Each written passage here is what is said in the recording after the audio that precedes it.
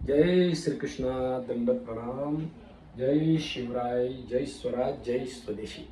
मित्रांनो, मैत्रिणींनो आणि माझ्या सर्व आया बहिणींनो, सर्वांना करबद्धपणे प्रार्थना आहे. आज ज्या समस्येचं समाधान आपण बघणार आहोत ना, ती समस्या म्हणजे पित्ताचीच समस्या आहे. उष्णतेचाच आजार आहे. त्या आजाराचं नाव आहे पांढरं पाणी, श्वेत प्रदर, हो, लिकोरिया.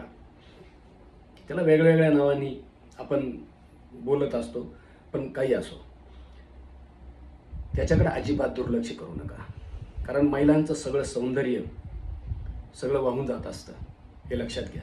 केस गळायला लागतात, सगळा चेहरा अंग सगळं सुकायला लागतं आणि सगळे हाडं खिळखिळे व्हायला लागतात, हाडांचं घनत्व कमी व्हायला लागतं.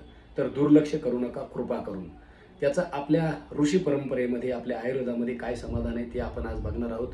आणि घरगुती बी त्याचं काय समाधान आहे ते बघणार आहोत. योग, आयुर्वेद, प्राकृतिक चिकित्साच याचं 100% समाधान आहे. बघा, पुष्यानुग चूर्ण हे साधारणतः अर्धा ते 1 चमचा दररोज रिकाम्या पोटी मधाबरोबर एकत्र करून चाटण करा.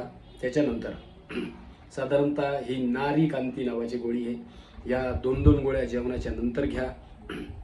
आणि हे प्रदरसुधा किंवा पंत्रांगासव हे 4-4 चमचे जेवणाच्या नंतर साध्या किंवा कोमट पाण्यामध्ये टाकून पिऊन घ्या.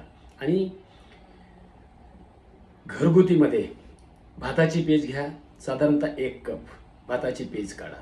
त्याच्यामध्ये 1 चमचा गाईचं तूप टाका आणि अर्धा ते 1 चमचा गूळ टाका आणि हे जेवणाच्या नंतर दररोज पेज चाला. योगामध्ये चंद्रभेदी प्राणायाम, शीतली प्राणायाम, शीतकारी प्राणायाम हे दररोज करायचं, हो, नित्याने करायचं. आणि रात्री झोपताना उजव्या कुशीवरती झोपायचे. सगळ्यांनी लक्षात ठेवा. सगळे स्वस्थ राहा, मस्त राहा. जय हिंद, जय भारत, वंदे मातरम.